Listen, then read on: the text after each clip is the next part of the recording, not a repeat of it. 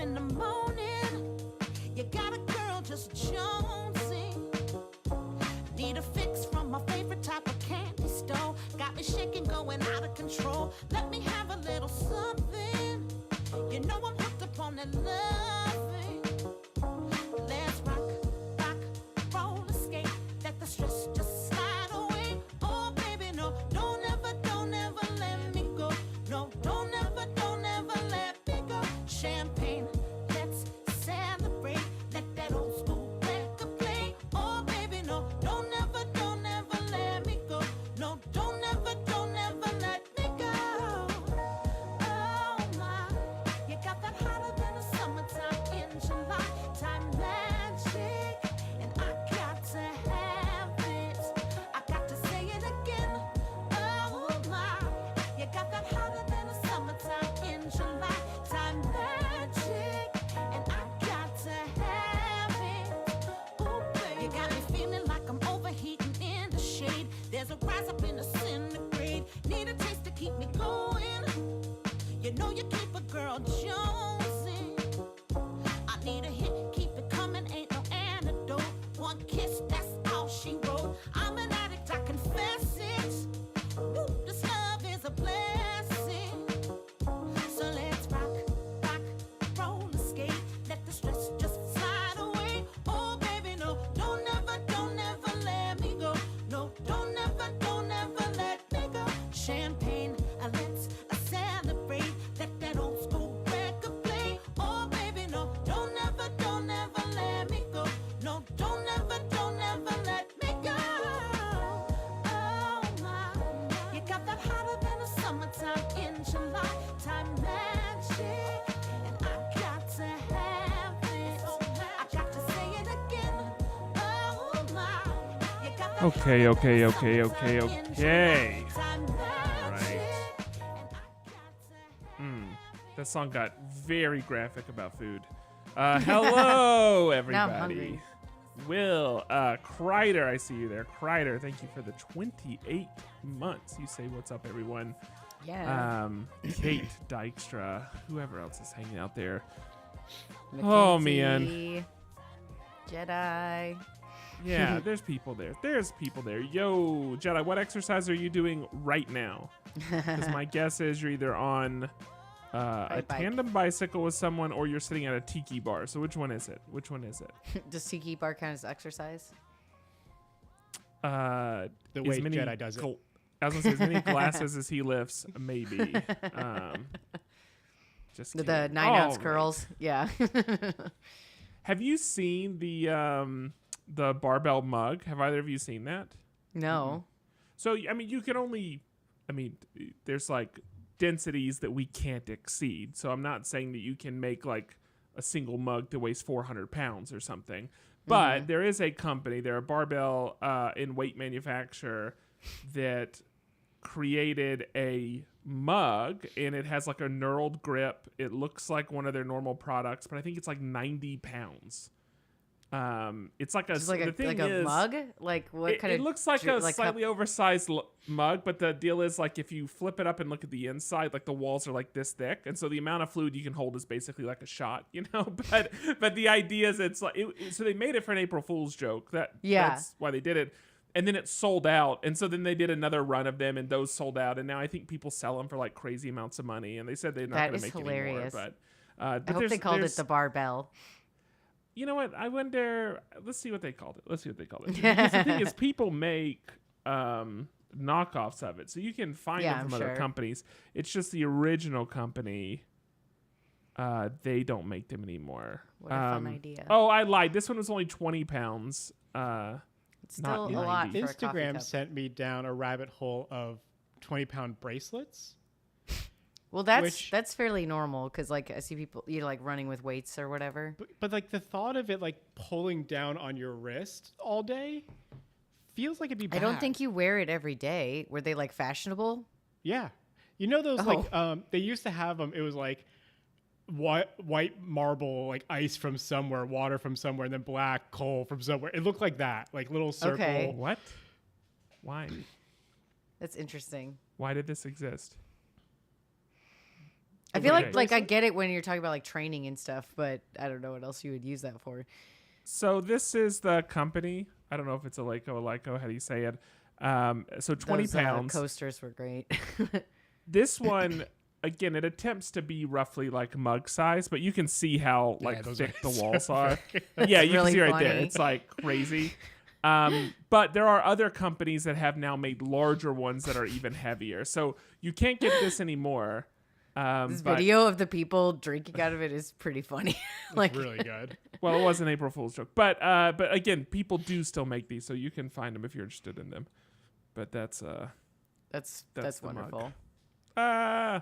Okay, enough of that. I used to rock climb a lot, so like that bracelet, the idea of getting like free arm workouts during the day, just like helping your like not grip strength but everything else. I was like, that's really interesting. But just the idea of like walking and having 20 pounds just constantly pulling from your wrist seems dangerous. It's probably I don't not know. good for you in the long run. Like to wear like all day. Maybe there's like a suggested time limit. But you understand that's my life. I always am carrying like an extra 20 pounds on each one of my arms. It is not good for you. I mean, like, if I will be so shredded if I lose weight, because imagine how much weight I'm just carrying constantly. But you're Like, losing the weight, so My calves will be massive. Your once frame you can see right them. now. Yeah, it's gonna be awesome. Okay. honestly, it just makes me think of Dragon Ball Z because like they would make Goku wear like the 100-pound weights, you know, to train or whatever. Yeah, Alan. What's his last name? Alan Payne. He did a YouTube video about that very thing. He actually like made a suit that he wore for like a month, and he did to be like a in the gravity chamber. yeah, and he did like a series of like incredible. sprints and stuff like that, and he like tested himself before wearing the suit and after wearing the suit, and it's a great video. Great video. That is super funny, and I'm gonna have to find that. I think I'll talk about the Toyota Mirai. I was kind of between a couple of things. We could vote. But one of them is architecture related, and I think I should just save it for if I get the architecture category. Yeah, I feel like I that's one shouldn't where give like that one whenever out. it comes up, I'm like, oh, what am I gonna do? Yeah. So I'll talk about Toyota Mirai. I think that's there's something in there probably. Okay, Probably. great. If everybody's ready to go, we can jump in. I used to walk around with 10-pound weights on my legs all day.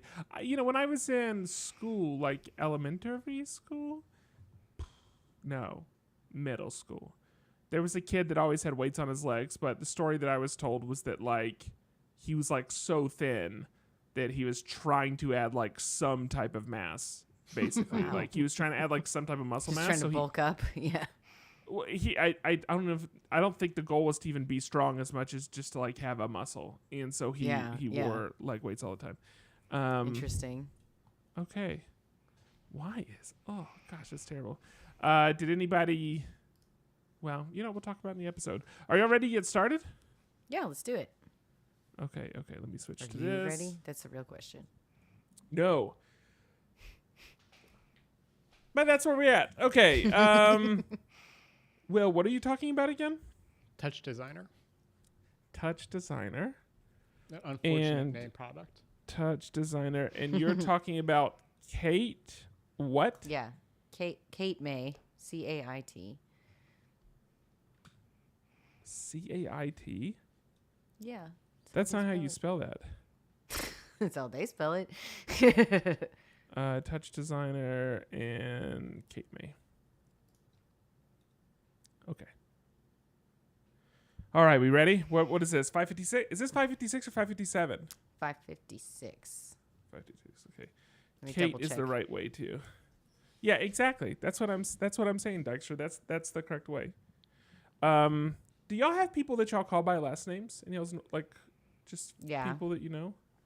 I like it. few. I think I prefer it to first names. There's also like occasionally people who you have to call them their first and last name. Do you mean like because they're your boss or something else? No, just like for what it just rolls off to call them their It first just and works last that name. way. Yeah, And like I there's feel certain like people. We always know when to do it. It's similar to you don't have to really remember like which in terms of like tense of speech to use. Like it kind of makes sense, or like the order to put certain words, like certain parts of speech you just naturally know. You either you say the last name or you say the and there's just name. some people you just know, like, I should say all of it. It makes more sense that way. Yes. Welcome to episode 556 of the Pop Culture Roundtable, the show that finds itself without a host almost every week. In this episode, we talk about Kate May, Touch Designer, and the Toyota Mirai. I'm Patrick Hill. I'm Lauren Rubin. I'm Will Churin. Oh, and I have to now say something here too. Okay. No, you did it. That's it. Yeah, that was it. So if you can't find a host, then bring your own. No. How does he? Oh, wait. How does he always end it? Because it's time for another episode or something? Something close to that. It's so funny because, like, I know it when I'm listening, and then, like, now I just draw a complete blank. Okay. So if this doesn't sound right, blame it on the other guy, and let's jump into another episode. Easy enough. Perfect. Just keep that all in. Yeah, we'll just keep it all in. It's fine. Keep it all in. It's fine. Like, that's assuming I even edit. At some point, I'm going to stop editing and just see how long it takes for someone to even point out that I've stopped editing the show. I'm not convinced it will take. I'm not convinced that people will find out like immediately. Actually, and having said that, I do know that Andrew listens religiously, and if I mess something up, like within 24 hours, he is telling me about it. That is true. Oh, like, right. You can take over. Yeah, you do it. Yeah. So we like to start each episode. Pause. So we like to start each episode by going around the table and talking about what's new, fun, and noteworthy in each of our weeks. Will, thank you for joining us today for replacing Andrew. That's a super big help. Will, why don't you tell me what's going on in your life, minus the constant moisture? Yeah, we'll just ignore the constant apartment flooding because no one wants to sit on that for any longer. It's been good. I had a couple weeks off for summer break, but I'm back teaching summer courses, which is a new thing for me. I've never been at a school where like summer courses were taken so seriously, but I am now. By the teachers or the students? Yeah, students. I was wondering the exact same thing. Okay. I'm in a weird kind of situation where a lot of our students are coming to school on the GI Bill. So a lot of them are veterans or family members of veterans, and that means we have a lot of non-traditional students who are really just trying to get out of school. Yeah. So they're like, if I could take a summer class and like get out a little bit faster. So we've been doing that, and it's been really, really fun. That's awesome. Couple other things I've been like spending. I'm not teaching as much as normal, so I've been spending a lot of time like going to the movies and catching up on TV. Patrick, when he asked me to come on, was like, "Your topic's going to be old TV," and I said I only have two things I could talk about then, which is Gilmore Girls or Mad Men. So I'm not going to talk about that for my. And listen, I mentioned that to Mackenzie, and then she said, "That's all he ever talks about is Gilmore Girls." She's not wrong. But I did rewatch two other shows that I don't have enough to talk about for a whole segment. But I rewatched Killing Eve with Sandra great Oh. show. Super good. And then Netflix was like, you should also rewatch The Chair, which I think is like Sandra Oh's most underrated production. I think it's so good. Okay. And it's all about English department and kind of covers aging out of your job and what it's like to be kind of inadequate at your role. Diversity in the workplace, worker rights. Oh, you're like, loving this. Yeah. really loving it all. I'm not even in an English department, but I watched it originally before I was a teacher, so it's kind of like watching it again. I've got a little more context now.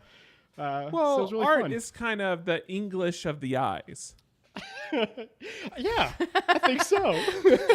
Oh my gosh. What I The will English say of the Eyes is 100% the episode title.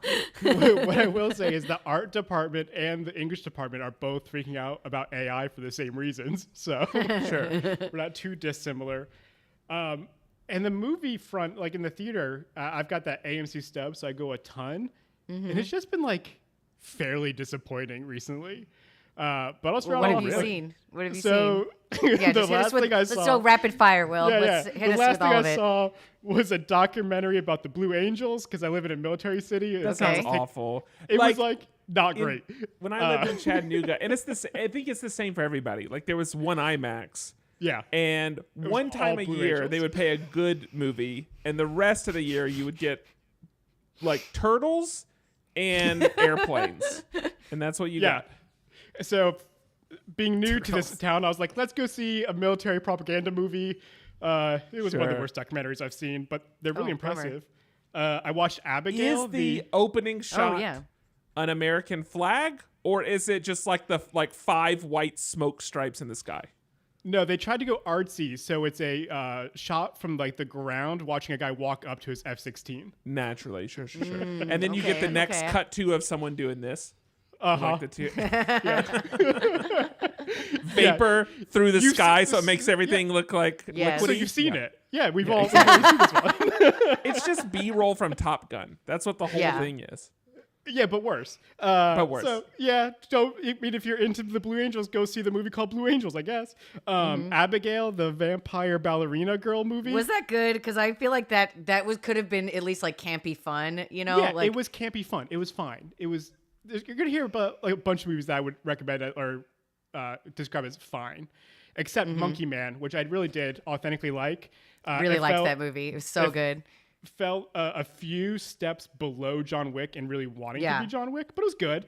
I rewatched Star Wars Episode 1 in the theaters. I Yeah. watched The Fall Guy. That was like fine. I rewatched Alien 45th Anniversary. Yeah. Civil War and The First Omen. Those were like my I'm last kind of run surprised. movies. I'm kind of surprised that you say Fall Guy was just fine, because I feel like even though so far, I think box office numbers aren't great. Yeah. The people that I know that have seen it seem to enjoy the film. Like the consensus seems to be it's better than the trailer. Yeah, 100% better than the trailer for sure. But it is kind of just like a campy summer action. It's fine. It seems like a very like popcorn movie, and I don't mean that in a bad way. Like I like a Yeah, good no. action movie, so like, but it's not going to be like this deserves an Oscar, and it really made me think about my life. You know, like that's not what I'm going there to see either. Like, What I would say is I think it 100% accomplished everything it was trying to do. yeah. Right? So I wanna see in that Well, one. except for sell tickets. yeah. Savage. But it was fun. So we'll see. There's a couple of things coming out, like the new Alien movie I'm looking forward to. So hopefully this summer kind of gives me some things that stand out a little more. I'm excited about Furiosa. I really want to see that one. I am scared of Furiosa. I am too, but I feel like George Miller like does things for a reason, so it's probably better than it looks. Because I I'm don't think hoping the it's better trailers than it look great. looks. The trailer looks really bad. So yeah, I mean, I'll go see it for sure. Yeah, I really want to see that one. But yeah, other than think what else is teaching coming and out. watching movies and trying to keep my electronics dry in my damp apartment, Here's the problem with by the way, Furiosa. Here's the issue, and this is the issue with a lot of news right now, because there was like this whole I got a 5-minute standing ovation at Cannes. I'm pretty sure 5 minutes is the worst standing ovation you can get. I think like the best ones are like 15. Yeah. And so like 5 minute standing ovation means nothing. Every film There is were going to no get a Charlie horses. multi-minute standing ovation, and genuinely like 5 might be like that. Oh, it's adequate. So just ignore all of that news until we actually get the film. I do also think kind of along the lines of what we were just saying though, like I think like Fury Road is the exception to the rule of like I never expected a Mad Max movie to really be anything other than a very cool action movie. So like if it accomplishes that, I'll be pretty happy. yeah, I don't know. Like I really liked the first one, and I really liked Thunderdome. I like all of them. They're very Fury fun Road movies. was like surprising. That's the Right. thing, yeah. So like that's the thing is like if they're like the other ones, I'm still gonna like it. It's just that Fury Road is special, and I don't know if they'll be able to capture that again. Yeah, I what Kate is agree with saying. what Kate says in chat. Something looks off about the visuals. Now, I'm assuming that this is like unfinished trailer visuals and that it'll be better in the film. But Hope in the so. actual trailer, it looks rough for some reason. And I also, like, I can't put my finger on what about it looks rough, but it does not look good. So one of the things they kept talking about with Fury Road was like all the practical effects, which were Yeah. amazing. This whole Yeah. trailer looks CG. Like every Yeah. shot, I'm like, this, and then who's But I Almost think like it was moving still. I AI think a lot art. of it is still practical, right? Like I don't think I'm that sure it they is. changed. Sure. I'm sure Yeah. it's just heavy-handed post effects. But yeah, like, and I who's feel the- like they're probably trying to save a lot. Like of the bigger chase stuff that I think is like it looks like there's some kind of race, so I feel like there's gonna be some like really cool shit. Like I don't know. Who's the main villain actor, like the King of Bullet Town or Chris whatever? Hemsworth, isn't it? Yeah, I don't want to see him in a Mad Max movie. I don't want to see I don't him have any ever. problem with that. Oh, you don't like him? No, I think he's terrible. What's the likelihood we get the origin story of the gimp suit guy? Pretty The likely. one attached to the The one that has like Yeah. the double neck flaming guitar. Yeah, It turns out him and Furiosa were like friends in school, and they just went like different ways. that was her so. boyfriend. Yeah. Now he's a It would forever be- guitar slave. It would be pretty great if Furiosa became like a coming of age romance movie between those two. Yeah. Just mix it up. I would watch that movie. Like, yeah, for sure. So yeah, I mean, I think that's pretty much all the things that went on like last week or two. Lauren, you want to keep going? for sure, yeah. So I survived the Texas tornado. It was a little crazy here. I'm sure, like, this was like national news bad weather. But I was lucky I kept power. I still have friends that don't have power and stuff, so I feel really lucky. So that was extremely interesting. But otherwise, I, like every other girl, have watched Bridgerton season 3, part 1. It was wonderful. It's only 4 episodes, which is like, I don't think that I understand that Bridgerton is one of Netflix's like bigger properties, but it is a show meant to be binged. It is very annoying that they are splitting it into 2 parts. It's so unnecessary. I don't like that anyway. Like, just do it one way or do it the other. But like, and they left off on like such a cliffhanger. It's just honestly annoying that they did this, but I really liked the season 3. I think that it like continues to just do what it does really, really well. It's like, it's not the most serious thing in the world, but the show is just really, really fun to watch and very nicely done. Like the costumes, the setting, the music, like they just kind of do everything right. So it is like just so enjoyable. And this season focuses on who I think is probably everyone's favorite character, Penelope, because she's the one who has like the most personality out of anyone and like actually does stuff other than just like dating other people. So like she's really interesting and she's a narrator. So like finally having her like be the main character, like having the romance and everything is really fun. And like you're just rooting for her and I love it. With Netflix, didn't they do that kind of split final season thing with Stranger Things too? And we still haven't gotten the second half of that season. Okay, so my brother and I were talking about this, and I'm like, no, I think that they did split the last 2 episodes to like air like a few weeks later, but then now it's like done and it's the next season, if I remember correctly. Yeah, exactly. Okay, I thought it was just that was like the beginning of the experiments with this, like trying to extend the timeline instead of doing things week to week, you know. But sure. But see, I don't. But they do that with their reality shows. So I don't understand. By the way, they did announce today that they're like de-aging all the characters for the final season of Stranger Things. Well, so duh. More like They're kids. like. But I was anyway. like, they look really old now. Like I saw a picture and I was like, even Will is like a big beefy like man now. He looked like a cute little boy in season 1. Like, Are we all excited for Stranger Things still? I don't care at all. yes, At this point. yes. If they never made another one, I'd be totally fine. I mean, it's like not gonna I be do good. feel like The I've last lost a season lot of wasn't the good. enthusiasm, but I still want to see it when it comes out. I like, will watch all of it. I will binge all of it when it comes out. Absolutely. But I don't care, and it's not a good show. I want season 1, awesome, so fun. Season 2, still pretty fun. By now, garbage. I guess, but like, I will the still bigger- watch I it. think it's that question. bad. It's absolutely that bad. Do you think people who left Netflix would like start up their account again to watch it? Because that's That's a got to good be what question. Netflix's like big budgets have to do with now. It's like, how do we get people back? That's a really mean, good question, to be honest. Well, I would be interested to know when they split up shows like they're doing with Bridgerton. Like, is the goal to force someone to like subscribe for a month? or 2 months because of the split. Is the goal to like kind of keep it within the cultural zeitgeist? That way, the conversation is still happening around it, and they know it's going to draw like spur a lot of conversation. Like about it's the same thing. Like when you actually Netflix. have week to week shows, is like the conversation lasts a lot longer Yeah. because like it's it lasts 2 or 3 months. But like at the same time, they're spitting out so much content. It's not like they're adequately advertising anything anyway. So from that standpoint, like why split it up? Like you're already.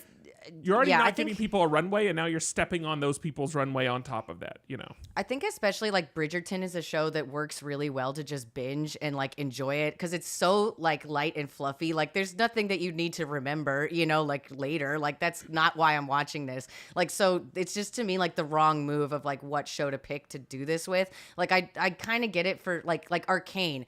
That would be great to split up because they're probably gonna have like some big thing in the middle, but like I don't know. Like it'll still annoy me whenever they do it. Like I guess like my big question would be like, me and my brother were just talking about this.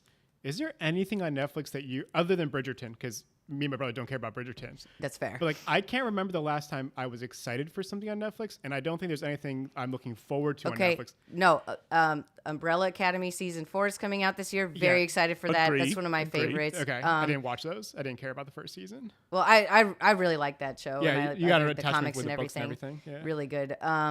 I just had another one that I was thinking of, and it just left my brain. Oh, Arcane, like I just said. That's one of the best shows. Period. So that's awesome. The two shows. So I agree with Umbrella Academy, but outside of that, the only other two shows sitting here right now that I would say I can't wait for the next season would probably be Severance season 2, but that's going to be Apple TV, and then The Bear, which is going to be FX. Like those are the so not Netflix shows. I mean, obviously there was a day when it was waiting on House of Cards and Orange is the New Black and like all of those shows. I get both more of those excited. shows. I fell off before the end. I probably have more anticipation about Apple TV shows, generally speaking, than about Netflix shows at this point. Yeah, I think Apple TV, HBO, even Amazon, I would put ahead of. I just can't even get past their UI. Can't watch a thing on there. I think there's still a lot of the stuff on UI. Netflix. Like I would be sad if I never watched another episode. Like like that I would like to see more of. Like I like a lot of their like anime stuff is really good. I like Is It Cake? Like there's fun stuff on there, but it's not like my favorite shows. But those like Arcane and Umbrella Academy, legitimately excited about. I think I'm paying $27 now for me and my brother and my dad, and I tried to access it on my phone on a recent trip, and it said your phone isn't on like the plan. So Great British Bake Off's on Netflix too, so that's a big one. Yeah, I think you're like making my decision. I think I just need to let Netflix go. No, it's bad. I mean, Critters and Sandman. That's another one that I like a lot. Dairy Girls is great if you can understand a single word they're saying. Well, and isn't Dairy Girls finished? Like I thought that. Yes, as far as I know, it's done. So great, was good. I loved Dairy Girls. I think it was one of the best shows ever. Mm-hmm. And like Girls 5 Eva is good, but then like they're all shows that are over because there's stuff like Dark Crystal is amazing, but they just have the one season. Are you saying Dairy Girls like Dairy, or are you saying Dairy Girls? Just kidding. No. I watched a different one. I will say yours was R-rated. There are things Pennsylvania Dutch gets us all. There are things that I watch on Netflix. Like okay, I will say this to Netflix's credit: if Hulu and Netflix, and that's the other one. Like I Only Murders in the Building, that's Hulu. But if like Hulu and Netflix and HBO, if they were all sitting there and they all had the exact same content, I actually probably would watch on Netflix because I do like the Netflix interface better.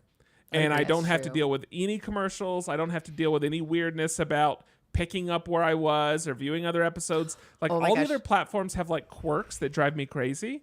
So I will say from that standpoint, if content was equal, I'd pick Netflix. But from a purely like the best content right now, I don't even think Netflix would be in my top 3.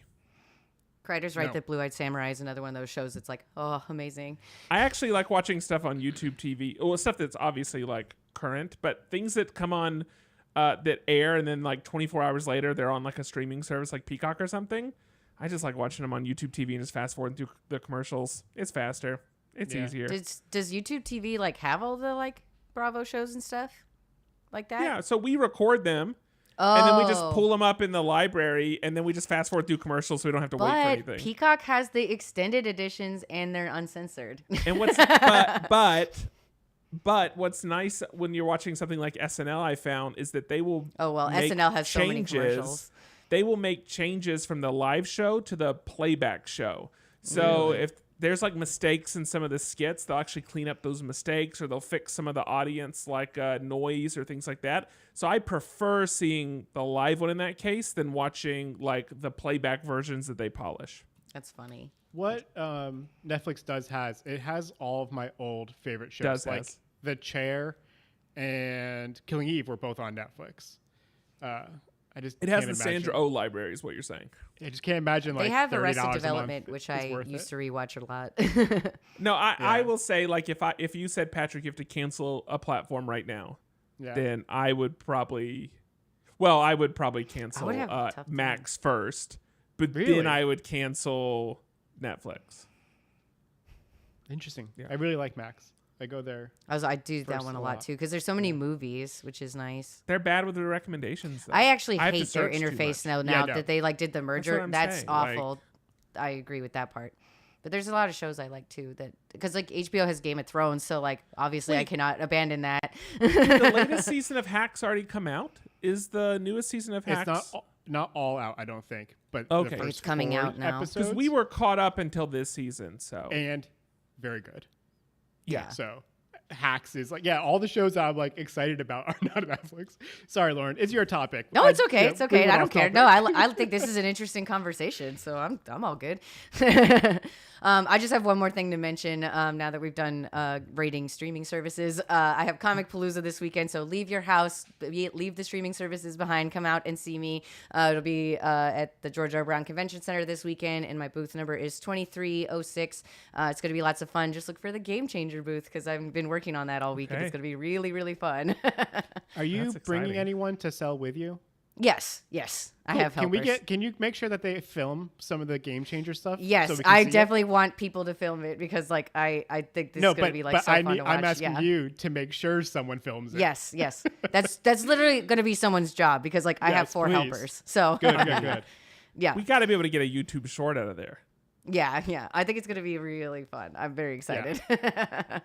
Kreider says we couldn't get into Hacks. I will say, if I had watched one episode of the show, I would never go back to it. I had to watch multiple episodes and trust that the people that were saying it was good, that they were believable. But I was not hooked on that show after one episode. At this point, I would say it's endeared itself to me, and I do like the characters. I'm not confident that the latest season's going to be great, but I am in it now. But if I based it all off one episode, I would have never gone back to it.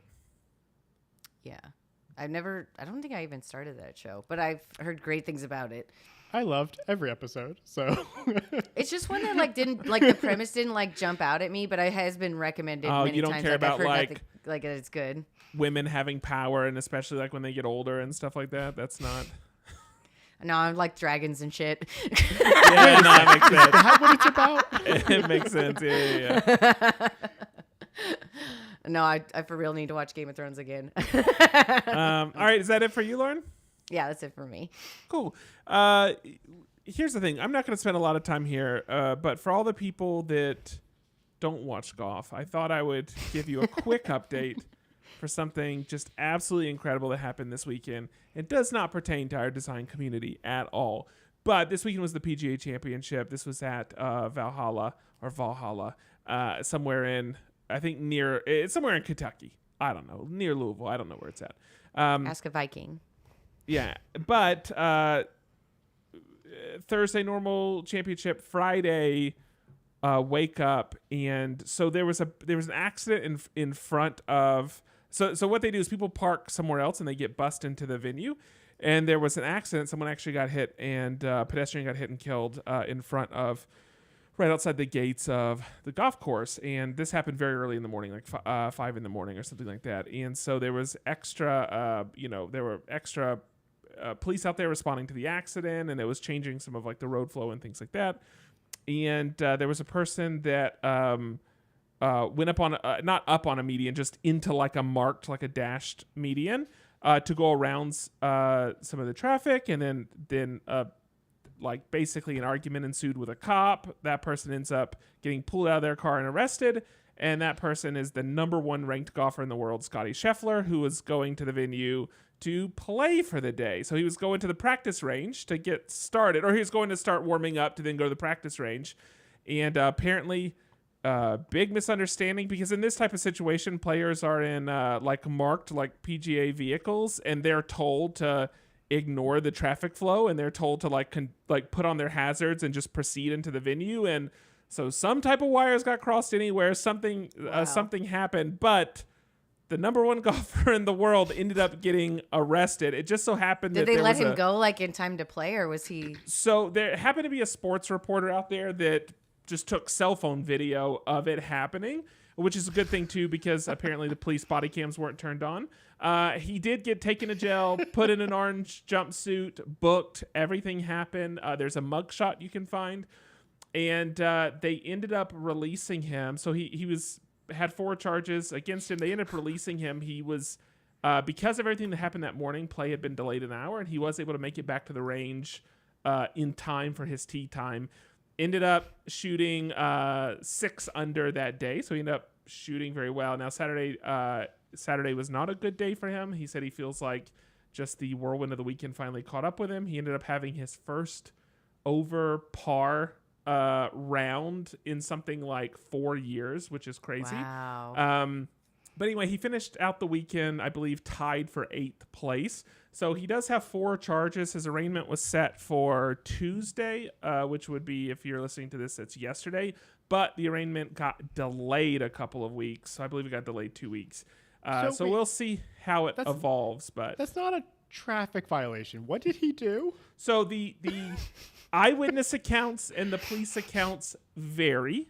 Yeah, he threw something. He used a golf club on the. According to him, according to one of the accounts, a police officer grabbed the side of the vehicle while he was still pulling forward, and so therefore he got charged with assault of a officer. It's a felony. Yeah. It can be like something like 2 to 5 years in prison. And now the officer says that he was hit by the vehicle and thrown to the ground. The sports reporter says that isn't what happened. There is no body cam, but there is some footage from some places across the street. And so we'll see how all this ultimately unfolds. But it's a little bit of a he said situation right now. Is having your body cam on like a federal law? I felt like... Who knows? None of us know. Why would we know? Hey, listen, that's not important. Google that for me. That's not important for us. That's only Siri. important if you're the world #1 ranked golfer. So I'm sure that this will all play out well for Scottie Scheffler, and then maybe for other people not so much. But it seems like a lot of the confusion was created by the fact that the police that were doing all the event security, like the person that was involved was someone that was there specifically because of the accident. And so it wasn't people that necessarily knew the protocol for the event security. And like all of that collectively maybe created this confusion. What's interesting is if you follow these people in golf at all, Scottie Scheffler is the like, give your mom a hug, pray for dinner, like the really clean person. In fact, the guy that arrested him did not even know that he was like who he was, because Scottie was like, well, I wasn't going to try to act like I was, like, don't you know who I am? So like he was too nice to even tell the guy who he was. And so he's nice like, until he tried to run him over with his car. Well, yeah, until he clearly tried to kill him. So that's the thing. It's like there are other golfers that if this happened, your knee-jerk reaction would be like, oh, he's an aggressive dude. Right. But Scottie Scheffler is not that guy. At least that's so not his personality within the world of golf. So it just makes the whole situation even crazier. So anyway, that was a really good story. It's insane. So who knows what will ultimately happen? I mean, I think ultimately charges will get dropped and nothing will happen. I think that's probably the case. But in any event, for anybody that was betting on Scottie for the weekend, maybe see if you can get a refund, because I think that probably messed up your odds just a little bit. Could you imagine going to like a betting room and be like, can I get a refund? I mean, excuse me, sir. My bet is in jail. Yeah. I will say there is, so the guy that won it, Xander Schauffele, like congrats to him. It's glad he could stay out of his head long enough to win one.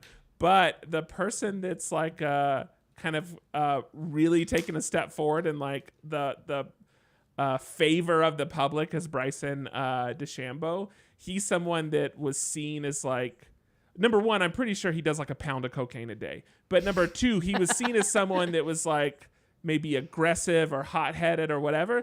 But cocaine. He was fun to watch this weekend. He played great golf. He made some crazy shots. But he had a moment this week where he threw a golf ball to a kid in the crowd and an adult snagged it out of the air and went to run off. And he like chased the guy down to make him give the golf ball to the kid. And all this was caught on camera. So like Scotty was the big loser this week. Bryson might be the big winner outside Xander Schauffele. So, but yeah, golf drama really happening this week. Really hot tea this week for golf drama. But don't worry, y'all don't need to go watch it. I'll keep you up to date on it. But anyway, that's it. That's perfect. That's it. So let's, you know what? Let's get out of here and let's jump over to our master categories. Golf drama is fun. It is fun. That was very interesting. I like your recaps. Yeah. I was like, I don't want to know anything about the actual game. I like to know who got arrested and who tried to rip off a little kid. I love this shit. Yeah. That's the important pieces. Yes. Every week Every week we roll dice to find out categories that we talk about for our master categories or something like that. I don't know what we normally say. Andrew does it. Again, he's not here. Blame it on him. But that said, we're going to do that. We're going to talk about things, although probably not the things that we agreed to talk about. I actually am going to start off because I am the least confident in my category. I had future design. And because of that, I am going to talk about a car that was too future for the present, and that's the Toyota Mirai. Now, if you pay any attention to electric or hydrogen or hybrid car news, then you've been hearing about the Mirai recently because there are several Toyota owners that are wanting to put together a class action suit to sue Toyota to refund them the price of their car. And keep in mind that this car, if you got I don't know if it's like a founder's edition or the premium edition, it's like almost a $70,000 car. But the Mirai is a hydrogen powered vehicle from Toyota, and which is a lot different than, most of us only think in terms of gas and electric, but hydrogen is something else that Toyota's been pushing out. And then I know, for instance, Hyundai has got a lot of vehicles that they've been showing off that are all hydrogen powered. Now, hydrogen is, from a eco standpoint, is a very good thing, but I'm not going to get into the details of how it's made, sustained, or used. The important thing is that this car is a hydrogen car, and for all purposes, if you just consider the car itself, it's a good car. It performs well. The systems that support it, if they work, then they work well. But the problem is, it's just too new for its own good, and because of that, it's possible that this never becomes widely adopted, or that this actually hinders further adoption of Toyota vehicles. So, what specifically is happening? Why do Toyota owners want their money back?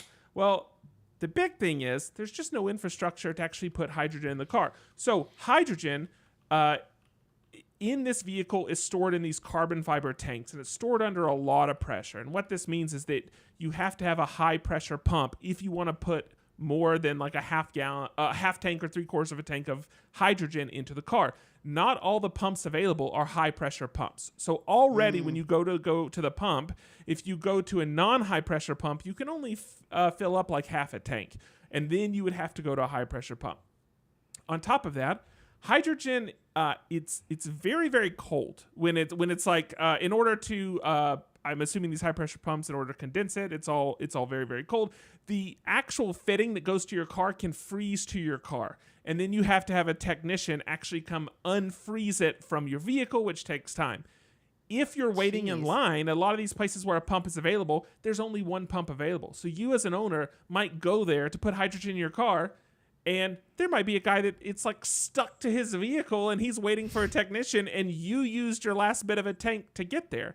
The other piece of it is there aren't that many pumps anyway, and the map that Toyota provides that shows you the locations and how much hydrogen there is often wrong. So there are owners that will drive 30 minutes to get to a pump because that's the closest one to them that says it's actually working. I don't know if I've even seen a hydrogen station ever. And so this is all primarily happening in California. I'm assuming around like LA and San Francisco. But there are people that will drive 30 minutes to a pump because that's the closest one that the app says has hydrogen and is actually working. And then they'll get there and it won't have hydrogen, or it'll be closed, or someone will be stuck to it. And then they're just stuck there. And like, that's, what are they going to do? If you run out, you run out. So these problems have only gotten worse. The network is actually smaller and has more issues now than when the car's actually released. People are having more trouble finding hydrogen today than they were, maybe a year ago. And so it is now getting to the point where owners are saying, hey, like, you sold us something that is not getting better. It's you're not supporting. It's hugely difficult for us. It's maybe even dangerous for us if we end up somewhere and end up stranded or stuck. And so we want our money back. And that's kind of where things are right now. So I don't know how things are going to continue to progress or what Toyota's ultimately going to do. But we're in a position now where we all want to usher in the future. We're all excited to take the next step and to start using things that are better for the environment, more efficient, cheaper for us to operate, etc. But what happens when that thing is too big of a leap, and then because of that, it ends up sabotaging its own adoption, or maybe creating just so much bad press around it that it slows the adoption for maybe years and years to come. So it's maybe a lesson in when you're trying to do something new, maybe don't do something too new all at the same time.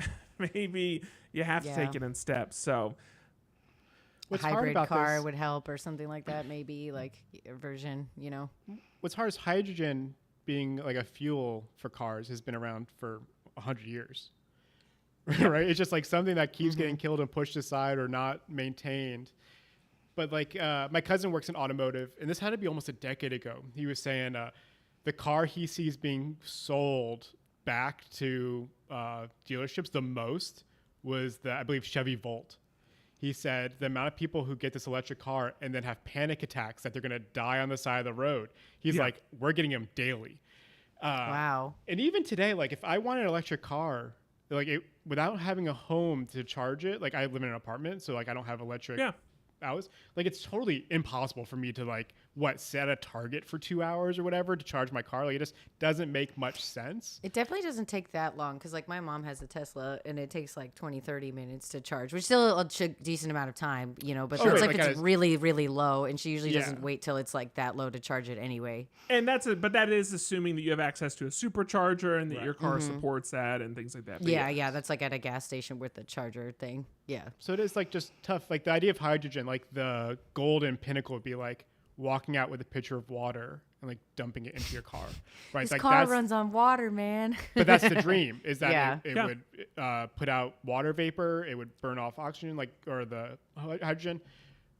But until we get to that point, like, you're right. Like how many hydrogen fuel stations have we ever seen? I don't think I've ever seen one, like not in Jersey, Nebraska, New York, or now in Virginia. Like I've never seen them in any of these like eastern states. So yeah, now that you bring it up, I don't know if I've ever actually seen one. I've never seen one, but I live in like oil and gas land, so like they're not gonna let one be around here. You live in Mad Max. This town ain't big enough for the both of them.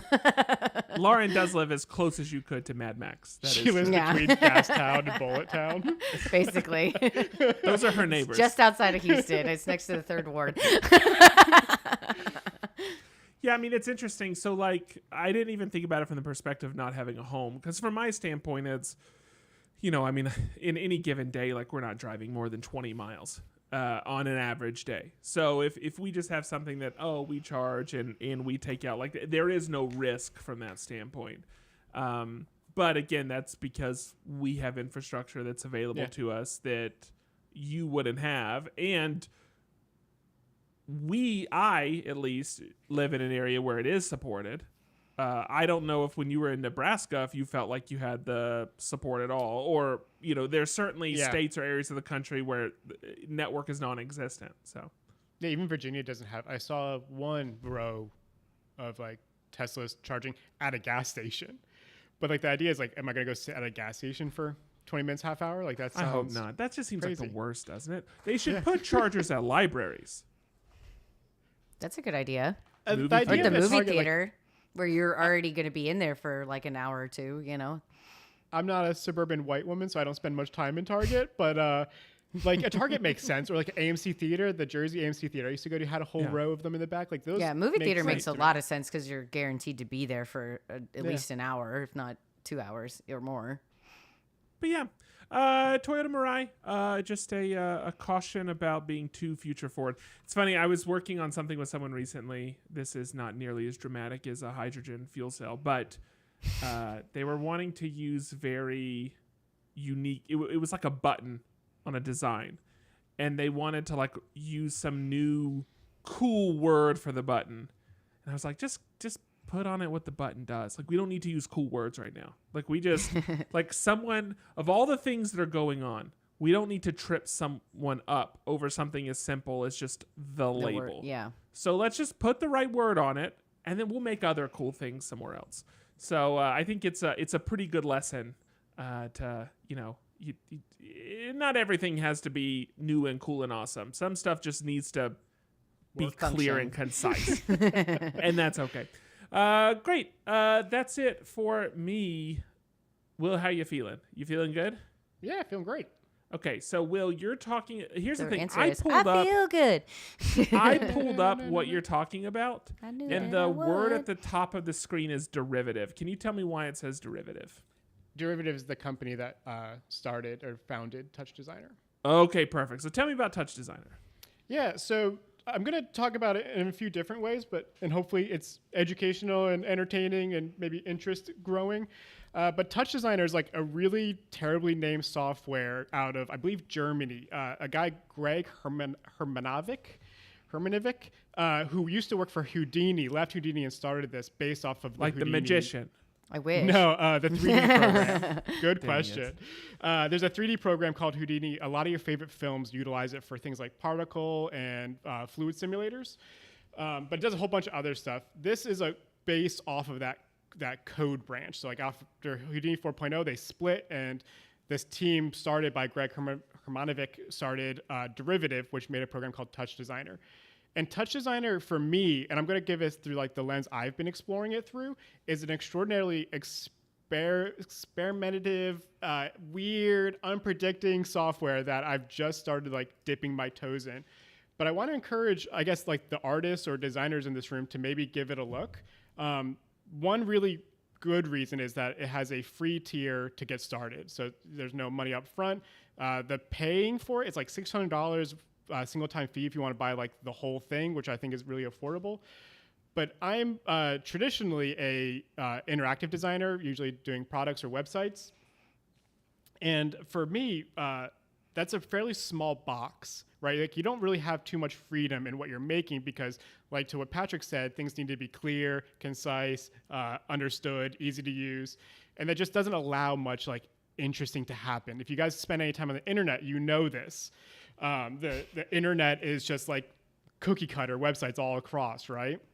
So Touch Designer, what it does is it's called a node-based visual programming software where you are visually kind of programming things that happen using these little kind of components. Mm-hmm. So one use case, just to hopefully like make this a little bit clearer, is I can drop in a node that's called an audio device, which is pulling audio from my computer. And I can hook that up to a sound wave that generates noise and repetitive patterns based off of the speed, the beats, the tones, the volume of the music. And then I can use that to kind of create what we would all know from like early 2000 audio visualizers. Right. Which has been pretty fun. But you can also use it for things, that input that I was talking about, the audio device in, can be like almost anything. So I was playing with it using my camera to do tracking movement. So it can track faces, it can recognize patterns in that and like what's happening. You can have it track video, you can have it track interactions with keyboard inputs.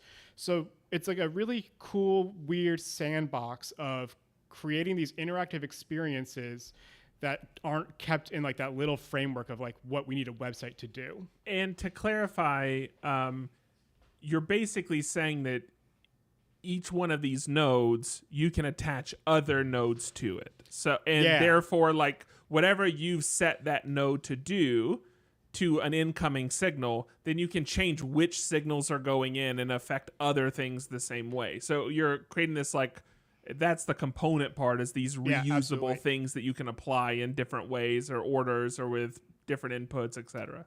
Yeah, and this software coming out of Germany, DJing is really big in Germany. Kind of the electronic house movement is like really big. So what you see this program being used for a lot is video DJing.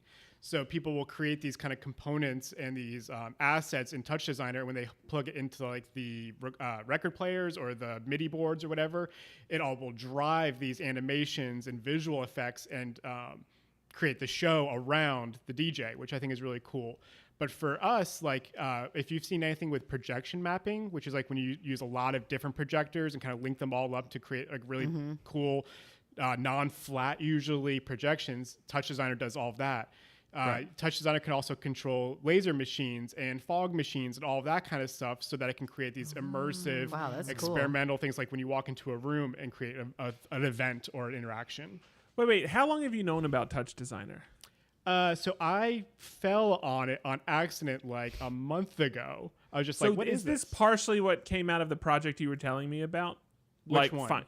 Well, you were talking about getting like 5 displays and linking them up and yeah. So I'm now I've been messing with stacking vertically and piling old CRTs. And then running all these CRTs off of it. But right now I'm, and what to Patrick's point, right now I'm using a projector and then projection mapping onto all the CRTs, because the CRTs are actually a really great projection surface. I don't know because of like how they used to work. But I've been struggling with how to get like 12 CRTs to run off one computer. So I've been like now digging into hardware. The hardware side of all of this. To connect you with. Well, I'm currently looking at the NVIDIA Omega card, which has 4 HDMI or 4 display ports out. But it's just been really cool. Like, so the reason I bring this up is like, I think for designers, we often burn out because we're doing the same thing over and over again. If we got into this creative field, but then do a very non-creative job. As a professor, like I'm warning my students all the time, like, I just want to get a creative job. It's like, it doesn't exist. Like have a side project, but like most of our jobs is to do just like grindy work every day in and out. And then eventually you get like a little nice fun thing and then that goes away and you're back to answering emails. Sure. This is so well, true. And to be clear why it doesn't exist because creativity, the way a lot of people define it, what they mean is like exploring an unknown. But you can't put a budget cap on exploring the unknown. And so that form of creativity has to get cut because no one that you're going to deal with has an unlimited budget to work with. So it's not that you have a bunch of bosses that want to just kill creativity, but it's the fact that it's just impossible to define and scope, and so therefore it gets cut. And I think it also like it just changes like fundamentally when it becomes your job, and it's like it's not as fun as it used to be, you know. Well, that's depression. For like me though, like if we look called at growing up, Patrick. if we look at modernism and like where design often is seen as like in its pinnacle, like where it was most successful is when it was stripped all the way back to almost nothing. And there's just not room to be very creative when you're doing Helvetica black on white surfaces, right? Like there's just not. Yeah. What Touch Designer has allowed me to do, it's given me like a framework where every time like I dig at something, I find like another hallway to like explore down, and then I open like another door or I dig another hole, and it's just like I keep going through this kind of spider web of like just like fractaling out. But there's like no one telling me like that needs to be more accessible right now, right? It's just like I need just to worry about like having weird interactions that I think are fun and cool. And it's been really motivating. And it's the first time in probably a decade where I've just been playing without purpose. And I think for so many designers, like we just like find ourselves either like starting a company and then making products for an audience, or working at an agency trying to make client work happy, or just like trying not to get too depressed. Like there's all these things. And like this has allowed me just to kind of like go and play with something that's like fairly low risk, kind of fun. Within 20 minutes, I can get something happening where it's just like, ooh, like a video game, right? Like, ooh, that's like a little win I had. Now I can like really go have another little win. And the last thing, just like, because I think everyone, maybe not Touch Designer, right? But like go and try a software, try something new or a new art form, go paint or something. But to keep selling Touch Designer, because that's my topic, Touch Designer has this really amazing community that came out of programming. And I think, Patrick, you'll probably vouch for this because I know you come out of programming. Programming for me has always been like a super welcoming educational environment where like people want you to learn how to program. And if you go online, there's just like thousands of resources for free where it's just like, hey, here's all the information. Like if you're willing to dig through all this information, you can learn how to program. And Touch Designer coming out of that community, like YouTube is full of tutorials, like hundreds of tutorials that like today I just watched one. It was half hour and I learned something new because it was a component I would never need to go use myself. And there's like, hey, follow this tutorial. Here's like a whole bunch of new little like things I've never thought about. So if you're someone who's like scared of like the unknown, know that with Touch Designer, and I'm sure most programs out there nowadays, like there's a plethora of really cool tutorials and people who want you to go learn these things. Yeah, you slowed down so much when you said plethora. Like Plethora. You really, you were just making sure you got it right, and I appreciate that about you. And on this show specifically, you guys are always like, "What did you just say?" No, I would never. I was talking to someone this week, and there was some word they just kept saying weirdly, and I finally just stopped them and said, "Hey, I just need you to know that you're saying that word wrong." I heard That's we had different. an alumni come to my school to talk about design, like what it was like working, and they kept calling Adobe Adobe, where I, being a child, that like laughed kills all out credibility loud. now. Well, Like, it was how just can you? yeah. We got off the call, and then someone was like, "Why were you Calling laughing it so that hard?" from I was now like, on. "Why was no one else laughing so hard?" I feel like like, I I'm gonna have can't- to call it that now. Adobe. But interest. Well, actually, that's not true though. I was gonna say like a lot of times I like to learn from reading, but the thing with reading is that you don't hear things out Hear loud, the- and so I will 100%. I will very firmly have things that I know how to use and have no idea what the like commonly understood pronunciation is because I've just never listened to someone say it. But like we are in a world where that's probably So, to not make fun of her totally. Very talented designer working for Go years and put now. her picture up on the screen, could you? So, by the Name benefit names. the benefit of the doubt is, I bet everyone on this call has some ill will towards Adobe. The only thing I could think is that she was purposely saying it wrong as I a like way of that. like mocking Yeah. Adobe. And to go ahead and immediately dispute myself, I dare one person to correctly pronounce Wacom or Wacom or Wacom or whatever Yeah, it is. Wacom. So Yeah, one of you I've heard all of the above. can pronounce that, then you could throw the first stone. It's a tomato situation. They're all right. But yeah, so I mean that's pretty much it. Not to like self plug, but if you go on Instagram and find me at Will Churin, I was doing daily experiments and putting them on there. Now they're a little less frequently because I'm spending more time to like build things that I think are a little harder or a little bit more time intensive. But you can go on there, you can go find my account and just see like kind of, I think, a fairly wide variety of different interactive experiences. Right now I'm all basing off audio, but hopefully you can see kind of the variety and why I'm recommending it. I agree with Doc. I don't even think their employees pronounce it the same one person to another. There's just I guarantee Wacom you or Wacom, whatever. I've had people tell me emphatically, no, I for sure this is how you pronounce it, and they've told me different pronunciations. I call Wacom, and my students are like, that's not what it's called, right? And I said, no, it's probably Wacom, but like Wacom is way more fun. Yeah. So Yeah. I'm just going to call it that forever. It's gonna over time become a. I change it doesn't back and matter, forth. It doesn't matter. All right, so that's it All right. from you, Will. Right? Yeah, I think it's time for Lauren. My So turn. Lauren, you're talking about Kate Spade, right? No, very close. I'm going to talk about Kate May, who is an artist. That's what I had last week. And is this my weekly chance to talk about Dimension 20? Yes, it is, because this is how I got into that artist. She has done all of both the character artwork and the projection artwork that has been in this season. And I really wanted to talk about the projection artwork because it is one of the coolest things that they've added to this season. And like, it's just is really cool. So if you've never watched Dimension 20, it does take place in a like D20 shaped dome, basically. That's the idea. So there's sense. panels that look like the dice and everything when you're watching.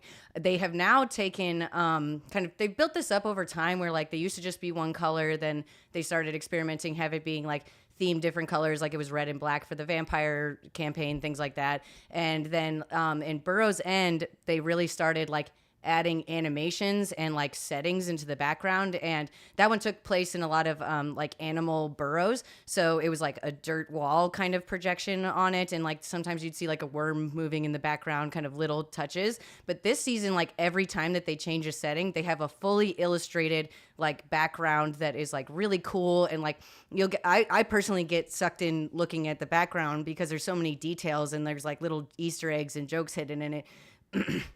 And it's very cool, like such a like awesome addition to the season. Like they've kind of just like slowly improved this show over time, but I think like this is now something that they're never gonna not be able to have because it's been so cool to see.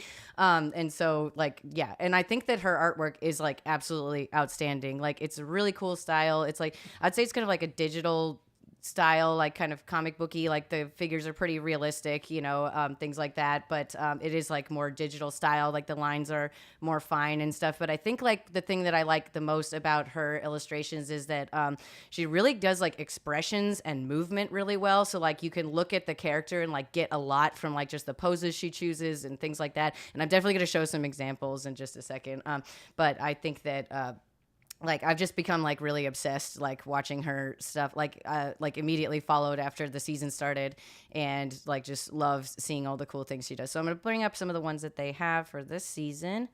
I love her stained glass, by the way, and it seems like she incorporates a lot of like repeating shapes and patterns that would lend themselves to, well, again, the stained glass. And she has some obvious like stained glass examples, at least on her website. But show us this. Yeah. I wanted to show this first because it's like this was my entry point, but I'll definitely show some of the other things that you're talking about. So this is for junior year, the like new illustrations for all the main characters and everything. You can see them here. Then this is some of the backgrounds that I'm talking about that they started using this season. I want to try and get it to be. So wait. So are they nice. Just they're surrounded by a screen, or like, well, what's the environment that this is being put on? Yeah, so these are being like completely projected onto that like dome surface that I was talking about. So when you watch the characters on the show, like in the space behind me, you see these illustrations, and they've added some subtle animations to them. Like they've changed to day to night. They can make it rain. You know, there's they've added a few other things that like like overlay on top of it. Some little like fun things. Here's more of the character illustrations, and like you could see like there's stuff where like their whole backpack is included, so there's like, and it's open so you can see what's inside of it. Like I love this level of detail. Like as someone who loves hiding Easter eggs in their artwork, like I super appreciate when people take the time to be like, oh, like everything that they're wearing, I thought about it and it's themed for this character. Like I think that I love stuff like that. Will, have you seen, or Lauren, have you seen where people will project big images like this, but they'll actually they're linked to the camera movement. So as a camera moves in or moves out, the image itself will actually push in or pull out. That way, like it keeps all the perspective correct. You That's could do very that with cool. Touch Designer. Oh, you can do a touch design. There we go. You're such a good salesman. I haven't personally seen that, but I could see how that would like totally work in this situation.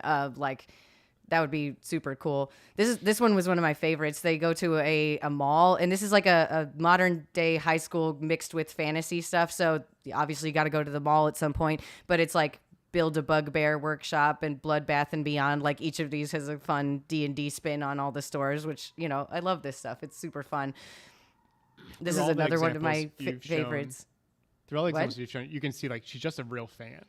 Yeah, Right. and She's I think there's talented, so but, much like, to mine from this story. So like seeing all those fun things is really cool. This is a really fun one where they have a fight that's like in another dimension, and the audience is full of like clones of their high school principal from all different dimensions, like all the different timelines that ever existed are like all in the audience. And like each one of them is doing something different. So the idea that you like sat and drew the same character like hundreds of times to like come up with this is like so cool and like really, really fun. And like when they had this one on in particular, like I could not stop looking at the background because like every time they'd show a different angle, you'd catch something funny. It's just really, really fun. I absolutely love the like whole idea that they've done with this season. And like, I really hope that they keep doing this because like the illustrations are really cool like on their own, and like I know they've done like calendars and stuff with this type of artwork, so like just seeing it like as part of the show though makes it I think even cooler.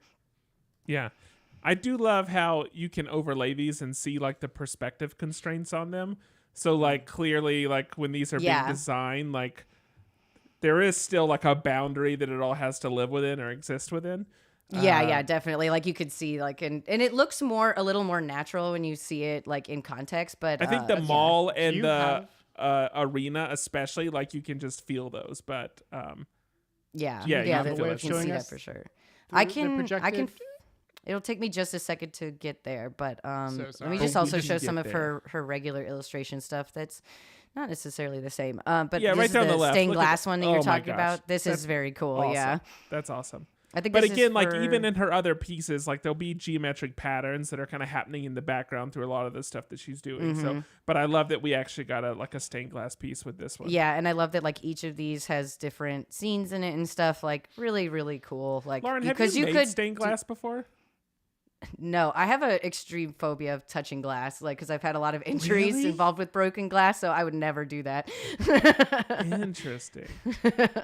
Will, whenever you find broken glass, you take it to your office, It's right? gonna go somewhere. Yeah, I keep glass around. I can actually send you some, Lauren, if you want. I got some broken glass behind me. No, I please. just imagine. No, please.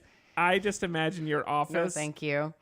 looks like a I love raccoon this lives in because it. it is That's what I Animorphs. imagine your work office looks like. It has been a little more than awkward having like repair guys coming into my apartment. Today, I've got a I'm gonna try and turtle find a and picture. formaldehyde. And the guy turns around and goes, "Is that alive?" And I'm like, "No, but I don't think that makes Hope it not. better." Like, I hope not. I'm trying to the get you guys trash a picture. goblin. Yeah, I just because you like Patrick was saying, you could see how they were drawn and how they were formed to be projected. Right, they look a little weird prospectively on flat. And I googled it trying to find. Okay, here we like, go. what I it think looked I like. got. And I could She not thinks she's find got. anything. So Here you're you like, you would never genuinely, like, if somebody was like, "Here's a stained glass kit," you wouldn't do it. No, I would be Okay. afraid to. That's fair. No judgment. I was So just. here's an example. Oh, Like, so I you tried- actually I you're could see seeing some very more. little right then. Here's one where you could see like the players where they have like a wider shot. You know. It really does not wrap the same way I thought it would. It kind of just looks flat on the. Yeah, I'm gonna be honest. This is worse than I thought it would. Yeah, that's a. Oh bummer. no, I think it's so cool. Like I Her- think no, it her really work makes is- it her awesome. Her work Her is work is good, but I amazing. was expecting more from the environment. Actually, click on No, that. I Make, think- make I- that one larger. Make that one larger, real quick. Please. I mean, I think Please like when and you. thank you. Oh, sorry, that's the like, episode. Oh, preview. so it's just a thumbnail, so it just goes to the videos. Okay. Yeah. Or that's not what I wanted to do. There we go. And is there any movement happening, or is it like static? I think back like there? the sky was moving in this one, like like just the stars like twinkle and that kind of thing. Like it's subtle movement, so it's not like super distracting in the background. But Okay. It is a cool vibe setter. I Yeah. think it's a really cool thing to do. Like especially since like before they were just like solid colors. Like I think that this is like a cool way to do that Let's stuff. stop sharing. Yeah, maybe sorry. the It's like maybe the only thing I'm surprised tunneling. with. Sorry about maybe that. the only thing that I'm surprised with is that the design isn't taking into account the kind of hexes more, Sure. like the spaces more. And maybe there are instances where it does. No, Like- because like- I don't think that would They work. don't. Like I like that it just goes across it, but I think that this will change like in the future. Like they've kind of like done different versions of this in different seasons. So like I think there's just like a lot of possibilities for this idea, actually even think of one like of how the- to use this. One of the hardest things with it is that because it's in this dome, the camera can never like pan out enough to see the warp happen. So you have this cool like wrapping warp, but you only ever see like 3-4 feet at a time, and then it's Yeah. like rotate. Here's another 3-4 feet. So there's no way to ever get the like wrap around feel because your camera is always kind of cornered in. Yeah, and to the point that I was making, like as far as I know, the systems that I'm referring to where like the camera and the background movement are linked, I think those are only in single camera setups. So Yeah. like in a multi-cam Yeah. setup, you wouldn't be able to do something like that. I do we think really it all would be If they ever interesting have to do though. online sessions again, which I honestly hope they never have to do. But like, I would want to do stuff like if you see like that school image behind you, and then you talk about a character, one of those hexes suddenly goes dark, and the character like appears in that hex. You know, like I would want. To I can totally use see them going those to that in the. patterns. I can totally see that happening like sometime soon. Like this is the first time that they've done it, so it's just like these are all great ideas that they can and should do. You know what I mean? But it's a fairly modern and clean shape. It's cool with a more Painterly. rustic illustration, and that's the part that's maybe a little dissonant for me, but I don't know. Well, we all really want. What's that thing that they made for the Mandalorian? I want to call it the Void. The but volume. Yeah, The that's volume. The volume. we Yeah. all That's want to what play we D&D in the volume. If 100%. only. The first chance I get, to be on one of those stages, I'm going to invite everyone out, the people on this call, and Andrew, and Kolb. And we need to play a D&D session just inside one of those orbs. That needs to one table. You'd have to plan the whole nothing thing else around it. Nothing else. wait. One table in the very center. If we want to make something a little backwoodsy, how hard would it be to make like a fake volume in an apartment building? Like, if I had a room that was like 20 by 20, how hard would it really be to You make and your like students get to work on it. Yeah, this could Let be me your know when summer you made some project, progress. Will. Find out if you can make a home version of the volume. I want to make a home version of the volume? Perfect.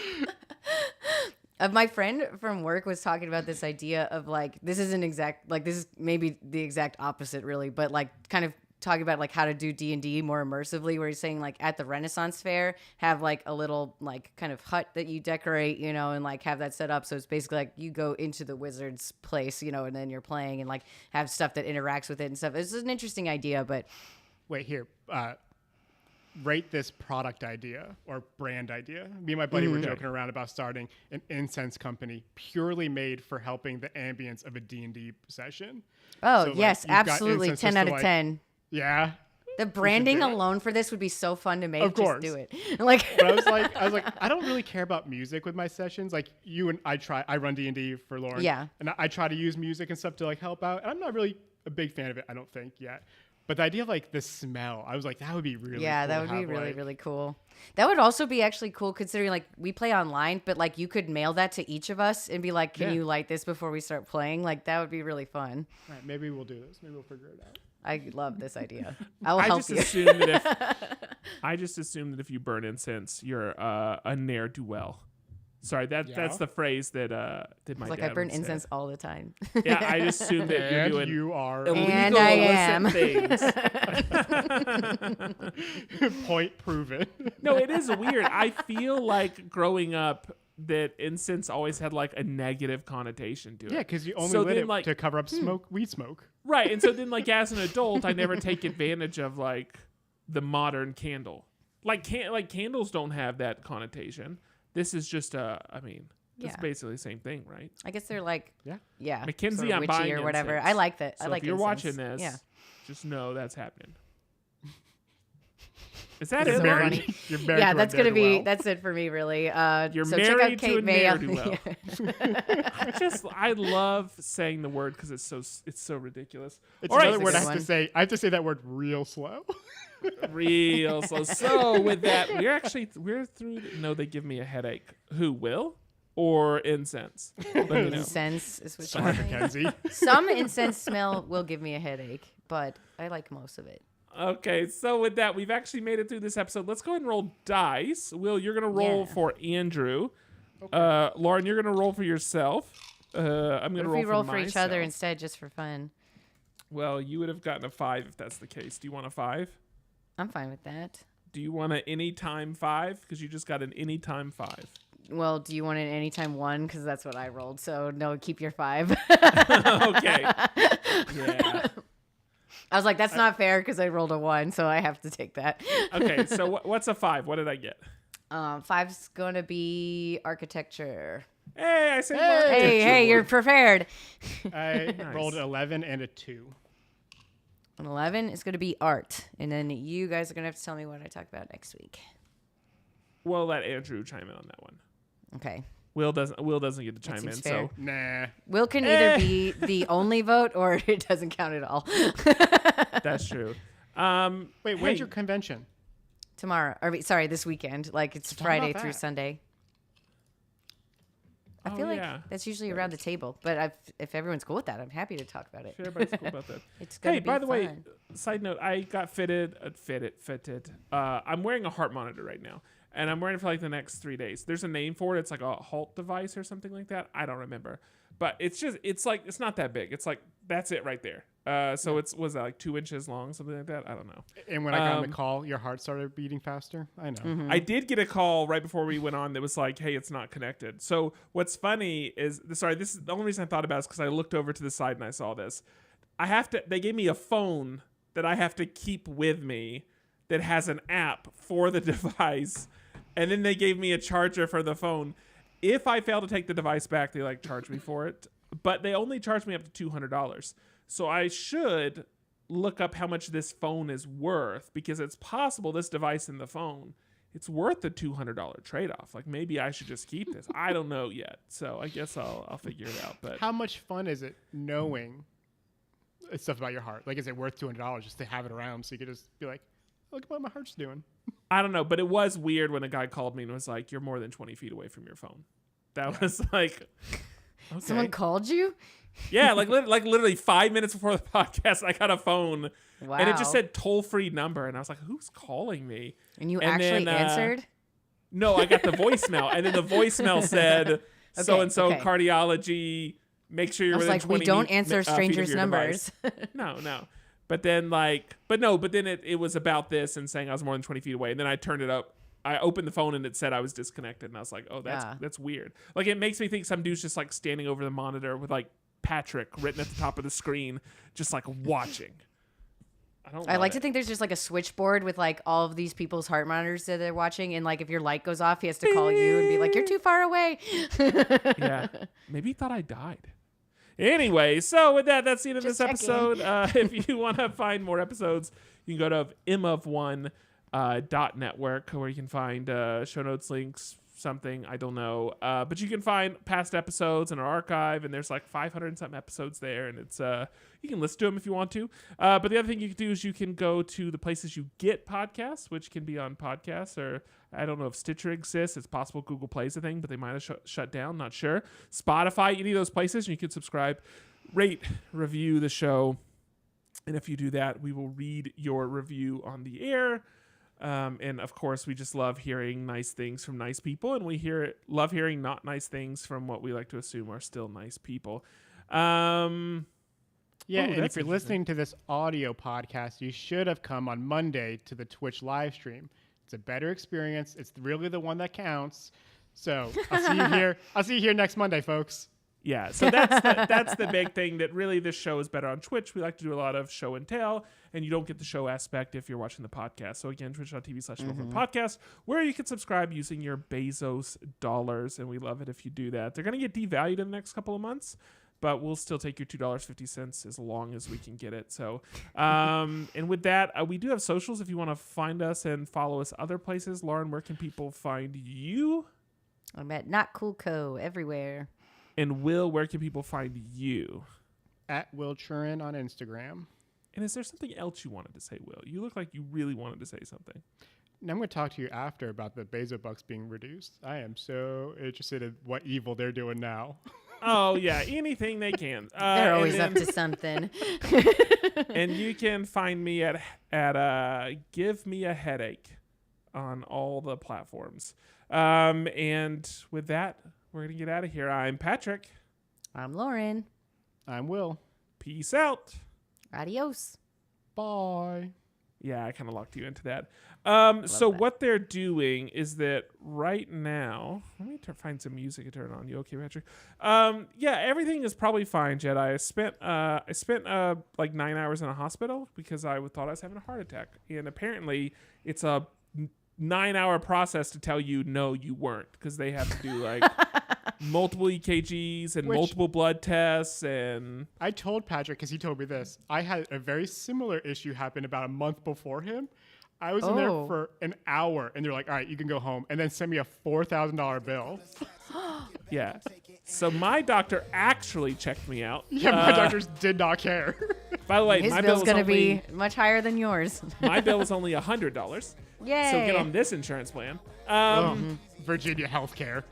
But it's like but the thing is, like, so they check you for a lot of stuff when they do all of this, but it doesn't give you a full picture of like the condition of your heart. And if you want that, you still need to get an echocardiogram, and you still need to do a stress test. And so I'm still doing those things. So I'm wearing I had one other thing happening where I would feel like my like an arrhythmia or something, or I thought I might be. So the point of this is to catch that. Although, just even if you do have an arrhythmia, it doesn't even mean that it's like a bad thing. I think a lot of us have arrhythmia and we just don't even recognize when it happens. But basically, like, it's one of those things you have to catch. So like, you just wear this for 3 days, and then if there's any events, they see it, and then I'll do those other 2 things, and then hopefully after do that, they say, hey, you're totally good and everything's fine. So, yeah, Mackenzie didn't love it. She didn't love having to go to the hospital for that, and then she didn't love having to sit there for 9 hours without an iPad, which is understandable. Why didn't she have her iPad? Because something about like going to the hospital and caring about me more than an iPad. Because there was a moment. You always bring entertainment to the hospital. I am terrible with needles. And actually, let me say this. Me too. I'm worse with blood. Like seeing, I didn't think it was an issue for me. And then like one day, like I had like given blood and I like saw it on the counter in like the vials. And then I just like immediately was like, it was terrible. But so they had to, all the color in my studio just changes now. Anyway, so they had to get blood. And it was a terrible process, and she messed up multiple times. And then she handed it to like the person that was helping out, and the guy dropped it on the ground. Oh, that would have made me pass out. I just had like blood splatter like all over the ground in the room, and I just like for real fainted, like just down. Like, oh, it was terrible. I luckily have no problem with blood or needles. But they went to my right arm. I was like, oh, you can't do my right arm because I broke my elbow and the veins are all in weird spots, so you can't see them. I was like, go in the left arm. And she's like, oh, you're right. Your left arm's way better. And then takes out the needle. She's like, are you okay with this? I'm like, I'm fine, don't worry. Then pokes it and goes, oh. And I look down and there's blood all down my arm. And she goes, oops. And I was like, what did you do? And then I of course, said fine. But I was like making her feel bad. I was like, what are you doing with my arm? What are you doing with my arm? The thing is, like, oh yeah, because I told the woman, I was like people that try to get my blood, like or whatever, like I don't know what it is, they tend to have issues and it tends to take multiple tries. And so this person was like, listen, I've been doing this for 19 years. Don't worry about it. Guess what? Took multiple tries. And so like she gets it in like the first vein. And then there was something about like it's in the vein, but the blood's not coming out. And so she's like trying to move the vein. She's like trying to move the needle inside the vein, like, and you're just like you feel every bit of it. And yeah, I hate that. I'd rather be stabbed 10 times than just feel a needle like moving in my arm over. And then finally she's like, look at it. No. She was like, oh, that vein blew out. So then she had to like move to a different vein. So she still had to like stab me again. I'm not a doctor, but like the one thing that seems to have not changed in 20 years has been taking blood. Like, you'd think they'd just be like, boop, done. See you later. No, it's bad. Literally, like, of all the times that I've had to do it, like, one time I haven't passed out. Like, calm down, Elizabeth Holmes. We know how this story ends. I will pass on the advice that it took, like, 4 doctors to give me, is that, like, if you know that you pass out when you give blood or, you know, have to have taken or whatever, ask to lay down, and they have to do it because I need that because I'm pretty much guaranteed to pass out. So, like, the fact that I've like fallen out of chairs because they never told me to lay down is ridiculous. Like, and then finally someone's like, you have to ask for that. I'm like, well, I didn't know it was an option. Like, I thought I was going to for a moment. Like after it took them so long and then they dropped the blood on the ground and I saw it all. For real. Like I went like white. But what they do is they like invert the bed. So I guess so like blood will like rush like back to your head or whatever. So after they did that, then after like a minute or so, I was fine. But it got slightly touch and go. But I've even been with other people when they've had blood drawn, and if I see the vials, like I get really sick. Like I start passing out. Like I had to just leave. I was like, I'm gonna faint. But no, if you go to the hospital, seeing your insides outside should be pretty disturbing. Awful. Yeah, that's what your blood is. You're seeing your blood on the outside. You've seen that story about the doctor that was like. He was stationed in like some base where there weren't other people. He was like the only doctor there, and his appendix he had to remove his appendix, and he did the surgery on himself. Have you seen the That's photos some from Doctor Strange shit. No, I don't There's want to like- see there's photos of that. I don't historical- want to there's- ever see that. No, it's like this black and white like historical photo of like him looking in a mirror, removing his own appendix. It's crazy. It's so bizarre. There's a House episode about that. Yes. Yeah, and it yes. actually happened. It's a real thing that happened. No, but yeah, if you so ever go to the funny that doctor you because remember you that. think you're having a heart attack and they let you go after 30 minutes, then they didn't actually check you. Because what I learned is that it's really like a 9 to 12 hour process to get properly checked. So Now you're all set forever. I'll think a little bit longer next time before I go. Just kidding. That's not true. If you think You'll you're just sick, bring you an should iPad go. next time. No, that's the thing. Like I have to break that conditioning, and we all have to break that conditioning of like the American, like I can't afford this, so I should just stay home. Like, listen, if you think something's wrong, just go. Just go. That's why I went. I was like, I've got health insurance. I really need to get over this anti-doctor stuff. Yeah. Left. I was like, I'm never going back to a doctor ever again. I'll just die. And it just completely reinforced that idea for you that it's bad. You really tried to give them a chance. Evil mother effers. Yeah. Yeah, that sucks. So anyway, that's all. So if you want a phone for $200, go get a Holt device. then you And might be able to the get heart one. monitor, right? That's included. And you get the heart monitor, and it comes with like a charger as well. Like that's gotta be a good value. Who knows? I am gonna be Can't mad believe if they they. told you. I am gonna be mad if they bill my insurance more than $200 though, because if my price is $200 and then they bill them like $500, that's gonna be insane. Though That's that would make sense then. Like the 200 is in addition to the money that they're already charging your insurance. Like it's not a $200 value; it's probably a $700 or $800 value. Potentially, and then also they've paid for this thing how many times over? I was like, yeah, this is also someone monitoring you. Yeah. The phone has to be garbage. I mean, Just like I the don't- Someone Verizon called him. lowest end. Yeah. it's just I could pop out the SIM card.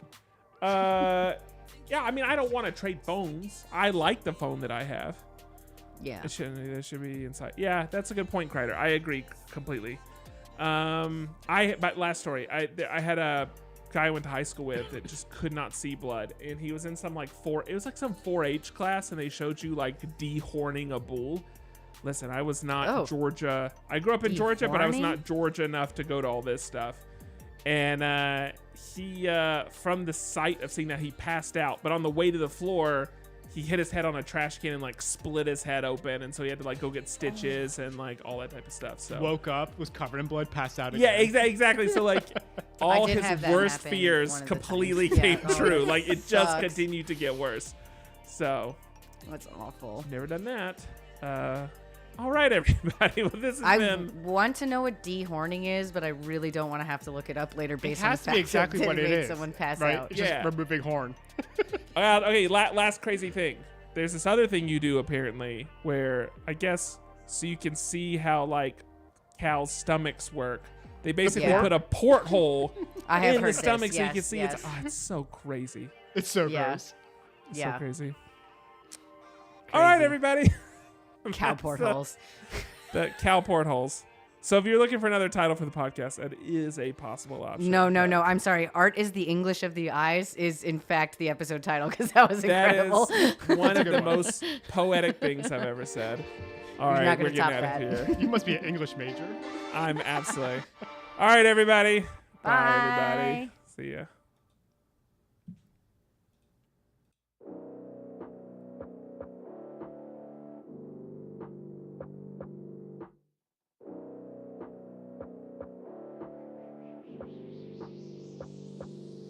I've been up and I've been down and I done seen it all.